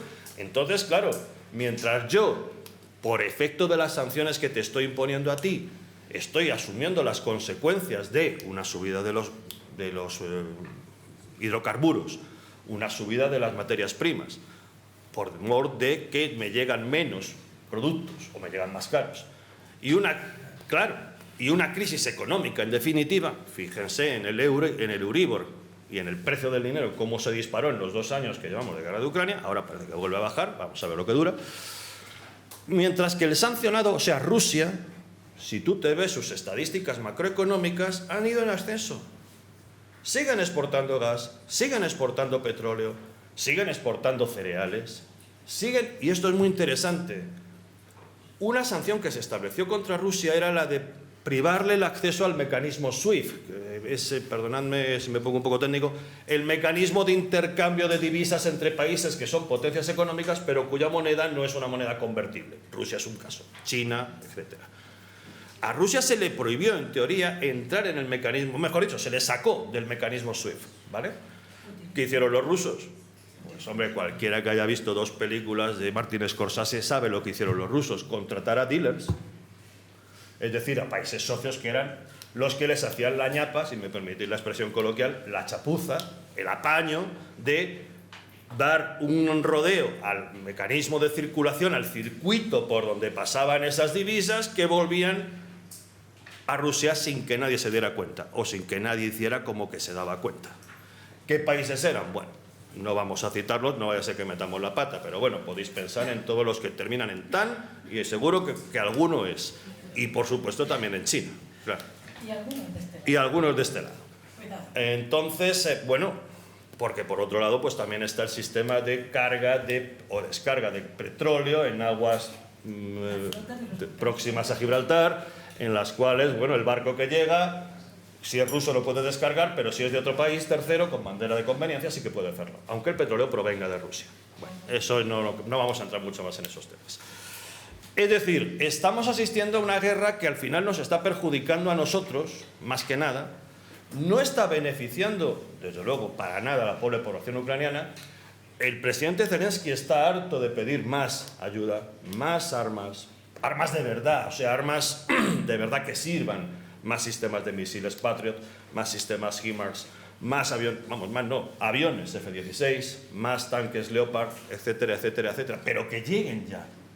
No que lleguen 2 tanques hoy, una batería de Patriot mañana, 2 F-16 cuando lleguen. Es decir, algo constante, consciente y compacto y consistente.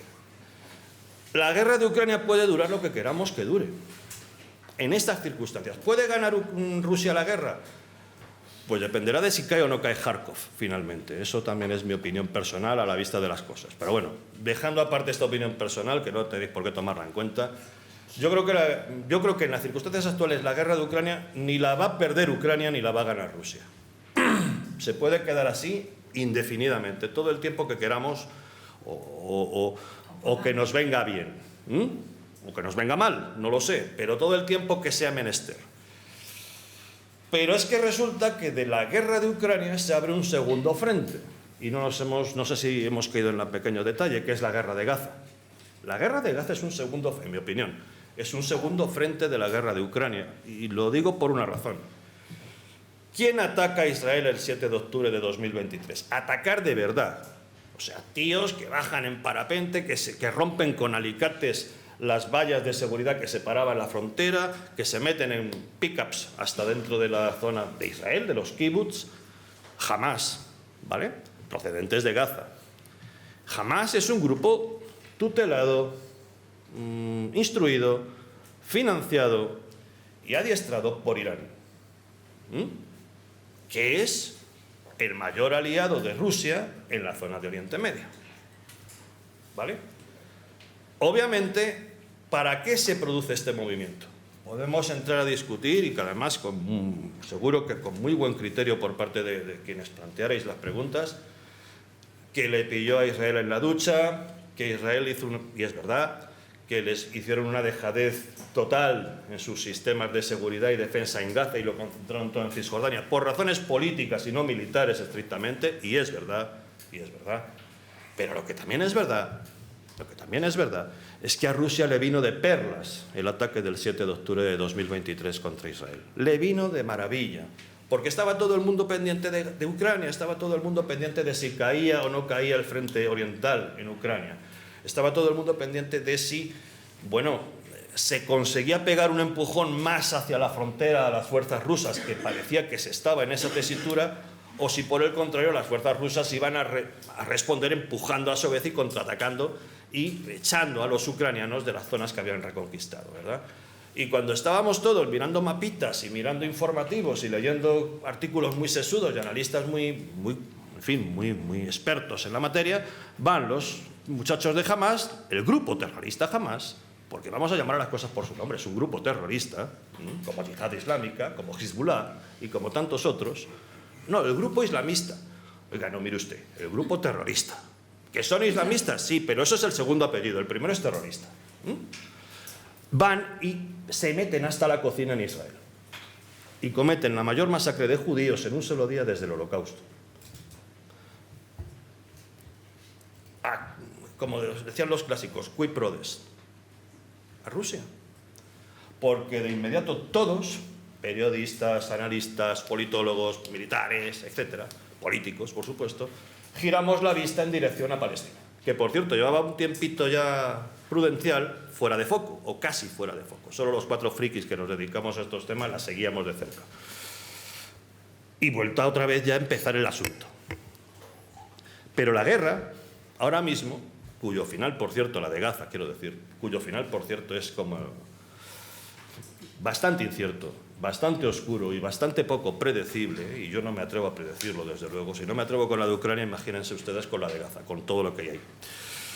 Sí es verdad, y es un hecho, que ha beneficiado a Rusia, porque ha distraído la atención de la comunidad internacional con respecto a la guerra de Ucrania. Si a esto le añadimos el recalentamiento muy potente en la frontera norte entre Israel y Líbano, con las acciones de Hezbollah, la permanente amenaza de que la tensión se incremente en esa zona y que Hezbollah e Israel lleguen a una guerra ya abierta, cosa que yo no creo, al menos mientras dure la guerra en Gaza, tal cual.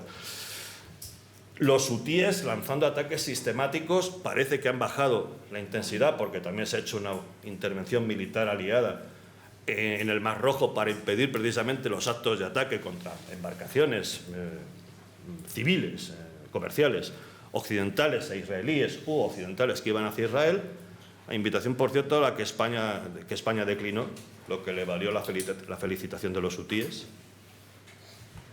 como cuando reconoció el Estado palestino, pues le valió la felicitación de Hamás, dicho sea de paso. Torpezas cometemos todos en la vida. ¿Y qué le vamos a hacer? Pues, bueno, vamos a ver el siguiente paso. Yo creo que estamos en una situación absolutamente volátil, absolutamente peligrosísima. Y en lo que se refiere a la influencia tanto de China como de Rusia en Occidente, creo que muchas veces no nos damos cuenta, pero la tenemos en nuestras propias narices, si me permitís la expresión. La semana pasada se celebró en la ciudad alemana de Essen el Congreso de Alternativa para Alemania. Entre las resoluciones, las conclusiones del Congreso, figura salida total, abandono total de la guerra en Ucrania, rechazo total a la posibilidad de que Ucrania se integre en la Unión Europea y restablecimiento pleno de las relaciones con Rusia. Sabemos todos que este fin de semana se celebra la segunda vuelta de las elecciones legislativas francesas, donde parece que no va a obtener mayoría absoluta agrupación nacional. Parece, vamos a ver. Pero eso tampoco nos garantiza nada, no nos saca de pobres, porque lo que se va a formar es un magma llamado cordón sanitario, como lo queráis llamar, pero poco más. ¿A qué tiene que ver esto con Rusia, con China y demás? Pues tiene que ver una cosa muy sencilla. Hace 2 años se publicó y el presidente Macron se lo presentó a Marine Le Pen, a la líder de Agrupación Nacional, en el debate preelectoral, de las presidenciales, la historia de que Marine Le Pen había cobrado un cheque, un crédito de 10 millones de euros procedente de un banco ruso cuyo presidente es un oligarca íntimamente ligado al Kremlin.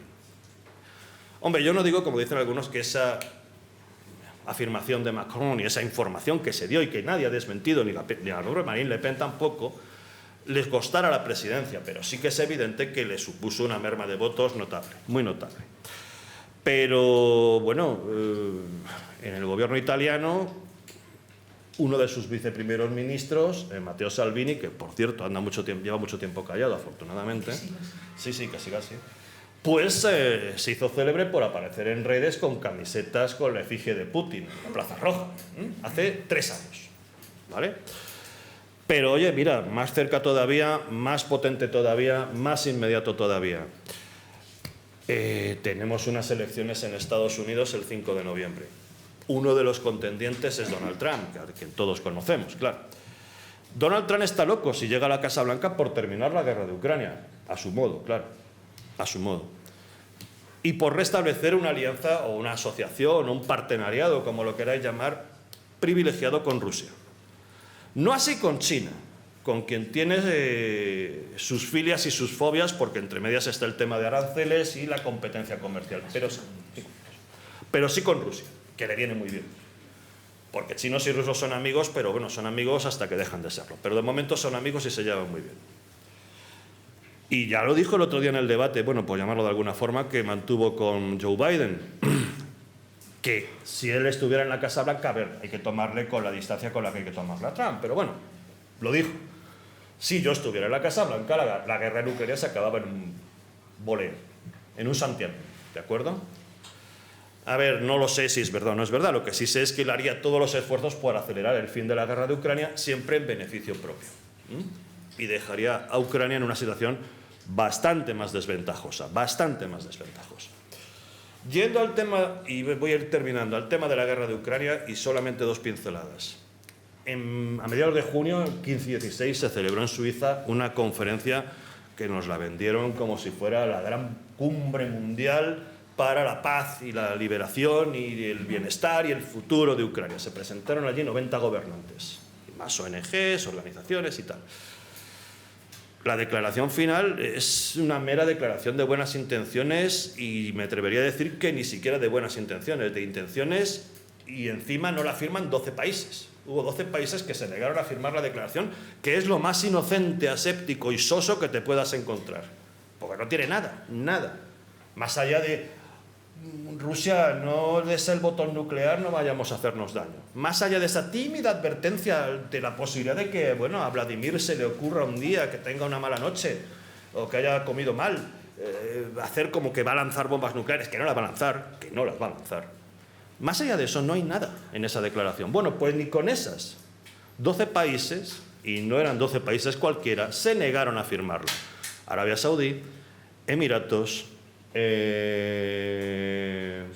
China, claro. No, perdón, lo tengo por aquí, si no hace falta que memorizo. Sudáfrica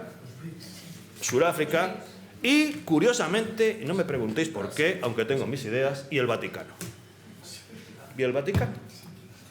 El Vaticano. El Papa, en una entrevista hace meses al canal italiano de la televisión suiza, dijo que lo que tenía que hacer Ucrania era alzar bandera blanca y ponerse a dialogar. Y se quedó tan a gusto. A lo mejor por ahí viene la postura vaticana de no firmar esta declaración, que ya digo, es absolutamente inocente, blanca, benevolente y casi condescendiente con Rusia. Con lo cual, bueno, estamos en una situación realmente divertida, ponerle las comillas que queráis, porque yendo al tema de Sudáfrica y yendo al tema de Gaza, Sudáfrica presentaba interpuesto una denuncia ante la Corte Internacional de Justicia de La Haya contra Israel por genocidio en Gaza. Vale, pues muy bien, usted está en su derecho de interponer lo que quiera. Hay que tener mucho cuidado con las palabras y con la palabra genocidio sobre todo. Pero hay que también saber quién está detrás del denunciante o quién es el denunciante. Sudáfrica, es un gran aliado de Rusia, pero lo es desde la época de la Unión Soviética porque los actuales gobernantes sudafricanos, es decir, el CNA, era entonces un movimiento armado apoyado y financiado y tutelado por la entonces Unión Soviética. Cuando por fin acaba el régimen de la apartheid en Sudáfrica, el partido hegemónico, porque son los más numerosos, es el CNA, que evidentemente mantiene unas relaciones estrechísimas con Rusia. Hasta ahí me parece bastante claro. Si Rusia es un estrecho aliado de Sudáfrica y Sudáfrica y Rusia forman parte de los BRICS, de la que también forman parte China y de la que también forma parte la propia Sudáfrica y de la que también forma parte India, evidentemente que Sudáfrica interponga una denuncia contra Israel por genocidio en Gaza, dices, oye, me parece bien que lo hagas si consideras que moralmente y jurídicamente tienes la necesidad y la oportunidad de hacerlo. Pero yo como periodista, yo como analista, yo como observador y como ciudadanos, lo pongo entre paréntesis o lo pongo entre interrogantes, la, digamos, moralidad de esa denuncia. Y para terminar, no me quiero entretener más, que ya estamos casi fuera de tiempo.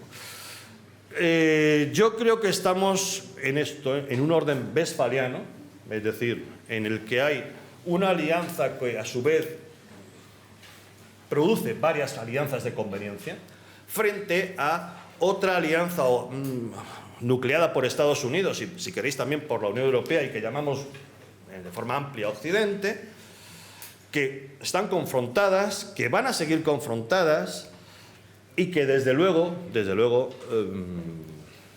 están en trayectoria de colisión. No están en trayectoria de acercamiento, están en trayectoria de colisión. Y entre otras cosas están en trayectoria de colisión porque uno de los actores o protagonistas o, digamos, factotum de esas alianzas, de la alianza occidental, carece de liderazgo. Es decir, en Estados Unidos no hay liderazgo. Me da igual si gana Trump como si renueva Biden la presidencia, si es que no se retira. Y en cambio, en el otro polo, que evidentemente no tienen que hacer ningún esfuerzo por mantener el liderazgo, porque per se un autócrata es un tipo que mantiene el liderazgo, mantiene esa posición de fuerza y de predominio. En cualquier caso, y como dice el embajador Jorge Dezcayar en su último libro, que os recomiendo porque es un gran libro, estamos, a mi modo de ver, en el fin de una era, y no sé a dónde nos vamos a encaminar, eso sí que no lo sé, pero sí es cierto que lo que hemos conocido, el mundo que hemos conocido, y tal y como lo hemos conocido, está cambiando a pasos agigantados y no sabemos realmente hacia dónde va a terminar. Muchas gracias y perdonad si me he extendido un poco.